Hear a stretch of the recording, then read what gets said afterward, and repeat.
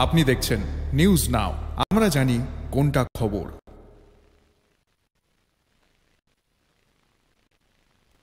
ললিত কলা academy north east regional centre আগরতলার উদ্যোগে হর ঘর তিরঙ্গা র্যালির আয়োজন করা হয় বুধবার। নজরুল কলাক্ষেত্র থেকে শুরু হয় শহরের বিভিন্ন পথ পরিক্রমা করে এই র্যালি। ৪৫ জন আনসাং ফ্রিডম ফাইটারদের ভাস্কর্য নিয়ে এই র্যালির আয়োজন করা হয়েছে বলে জানিয়েছেন ললিত কলা একাডেমির কার্যনির্বাহী পর্ষদের সদস্য সুমন মজুমদার। স্বাধীনতার সংগ্রামে আত্মবলিদান দিয়েছেন কিন্তু বিশেষভাবে পরিচিতি পাননি এরকম ৪৫ জন স্বাধীনতা সংগ্রামীর আত্মবলিদান জনসমক্ষে তুলে ধরার উদ্দেশ্যেই এই কর্মসূচি বলে জানিয়েছেন ললিত কলা একাডেমির কার্যনির্বাহী পর্ষদের সদস্য সুমন মজুমদার। দেশের স্বাধীনতা সংগ্রামে সবচেয়ে বেশি আত্মবলিদান দিয়েছেন বাঙালিরা বলে এদিনের অনুষ্ঠানে উপস্থিত থেকে জানিয়েছেন রাজ্যের বরিষ্ঠ সাংবাদিক তথা সম্পাদক সুবল দে।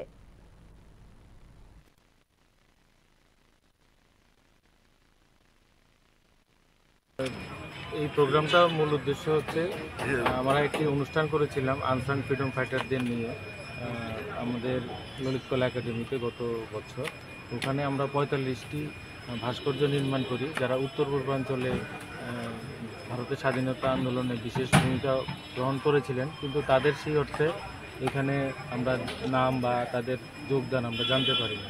তো তাদেরকে ট্রিবিউট জানিয়ে আমাদের ৪৫টি ভাস্কর্য নিয়ে যারা স্বাধীনতা সংগ্রামী ছিলেন এই র্যালিটা করছি। সঙ্গে আমাদের আর্ট কলেজে যারা ভাই বন্ধুরা আছেন ওনারা আছেন, সঙ্গে আগরতলার যারা শিল্পীরা আছেন আমাদের স্টুডিও বা স্টুডিওর বাইরে, তারাও এই বাইক র্যালিতে অংশগ্রহণ করে। এই ভারতের স্বাধীনতা সংগ্রামের জন্য সবচেয়ে যাদের বেশি অবদান সেটা হলো বাঙালি। এই বাঙালি মহাপুরুষই ভারতের স্বাধীনতা সংগ্রামকে এগিয়ে নিয়ে আমাদের মহাত্মা গান্ধী আছেন বটে, কিন্তু পুরো স্বাধীনতা সংগ্রামের পুরো যোদ্ধা তৈরি হয়েছে বাঙালিদের মধ্যে। আজকে তাদের স্মরণ করতে পেরে আমরা সত্যিই গর্বিত, আমাদের ভালো লাগছে। এবং তোমাদের যে আয়োজনটা করছি সেই আয়োজনটাকে ধন্যবাদ জানাচ্ছি। এটা প্রতি বছর হোক, আমরা এটা চাই।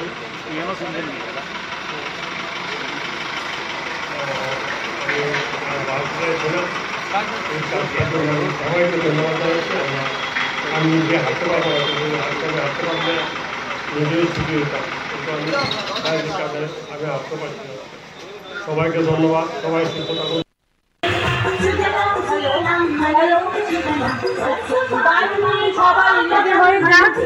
হ্যালো।